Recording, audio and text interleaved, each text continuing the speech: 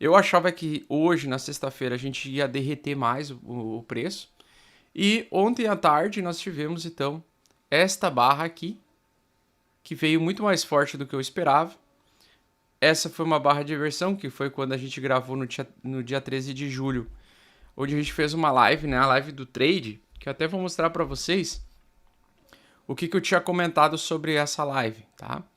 Então, no caso aqui do Ethereum, tá? Ele veio ameaçar romper a média 14 de 14 semanas, de 14 dias, aliás, tentando para nós antecipar um movimento explosivo de alta, como se fosse um pullback mesmo de alta, para o preço voltar até a região, no caso aqui do Ethereum, em $1.700. É um valor que a gente já vem falando há bastante tempo, porque esse é um valor que ainda não foi retestado, esse suporte que foi perdido aqui, tá? E geralmente numa tendência, né? Como é que ela funciona? Ela perde o suporte, ela volta para a resistência, testa o suporte antigo como resistência e volta na tendência de baixa.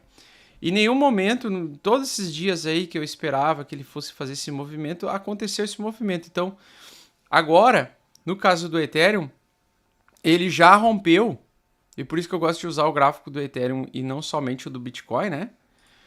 No caso do Ethereum, ele já rompeu essa retração e ele está perdendo a estrutura de pullback para o preço continuar caindo. Ele não está fazendo mais a retração, apenas o pullback para continuar caindo. Ele já está perdendo a característica de retração. Aí você tem que levar em consideração qual é o gráfico que você dá mais valor, né? No meu caso, eu dou mais valor para o gráfico do Bitcoin. Mas olhando essas três pernadas aqui, onde ele voltou acima da média de 14, ele começou a me deixar um pouco empolgado em a gente ter um pouco de alívio, né? Primeiro porque desde o início do mês, desde o final do mês passado, junho e julho eu sempre falo que são meses, né, em que nós temos reversões de tendência. Então geralmente chega em junho o mercado caindo, geralmente em julho ele reverte. Ele inicia a reversão, né?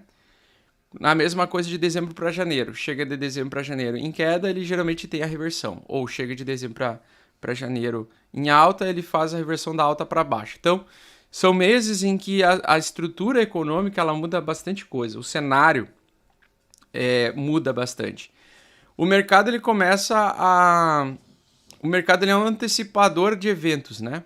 Então, o que acontece? Talvez, daqui para frente, com a queda do petróleo, pode ser que o mercado esteja começando a querer estipular que o próximo semestre vai ser um semestre de alívio. E aí, por isso que eu particularmente acredito que o Bitcoin até o final desse ano poderia chegar aos $32.000 até o final desse ano e possivelmente no ano que vem cair mais caso a inflação ainda até aquele período não esteja controlada. Eu espero que já até aquele momento esteja controlada.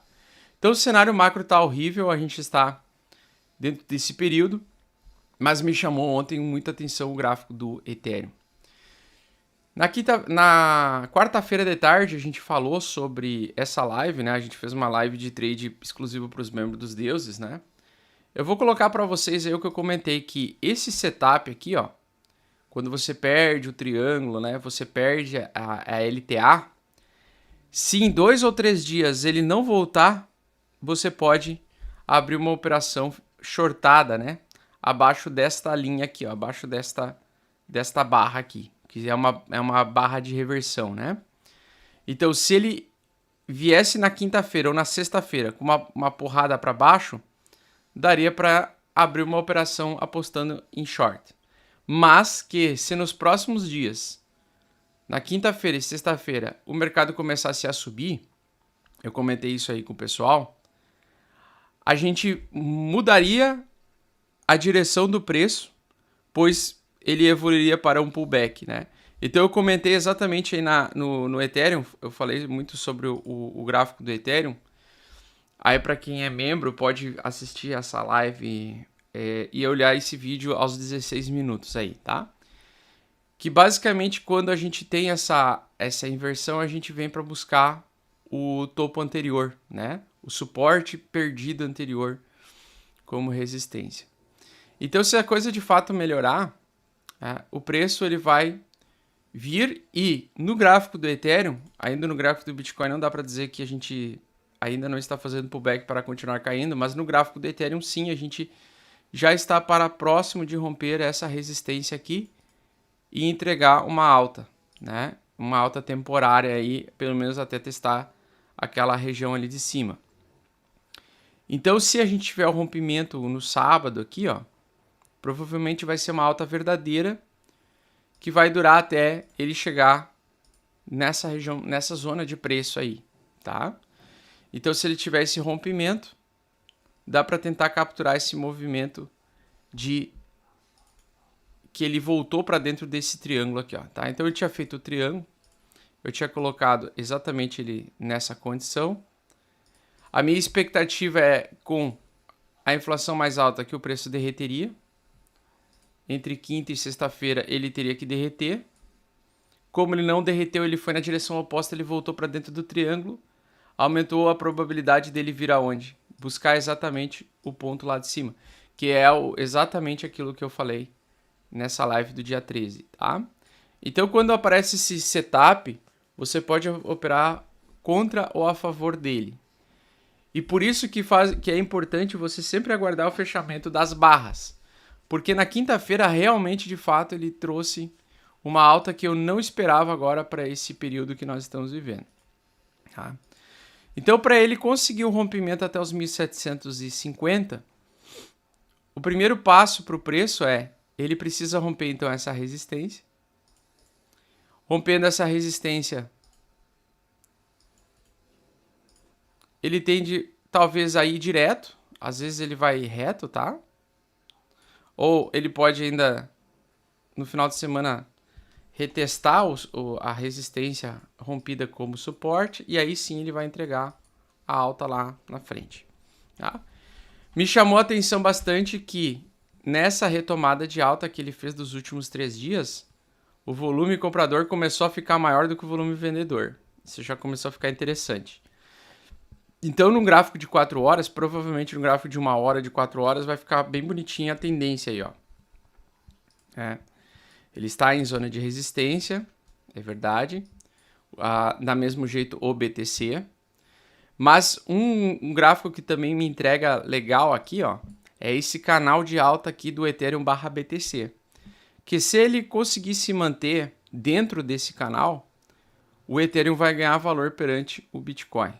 Tá? Se ele conseguir se manter dentro desse canal. Então se faz prestar atenção como vai se manter a estrutura, se ele vai conseguir romper essa resistência. Se ele vai conseguir romper essa resistência, que era suporte. Tá? Então a gente está muito próximo de uma, vamos dizer assim, de um mês em que a gente pode ter aquela calmaria, aquela acalmada que eu comentei com vocês aí desde o final do mês passado, tá? Pois bem, então a gente sabe que o cenário macro continua uma bosta, mas, cara, uma coisa que sempre me chamou a atenção e que eu já venho comentando com vocês é justamente isso daqui, ó. É essa tendência de baixa que não tem praticamente quase nenhum pullback, né? Só teve o pullback agora em março, aí, final de março. E desde então a gente vem por um longo período de queda, tá? Então eu espero, e é uma coisa que eu espero, torço, rezo para que aconteça, é a gente ter um período prolongado de calmaria, que seria um período de pullback, tá? Desse grande movimento aqui de baixa.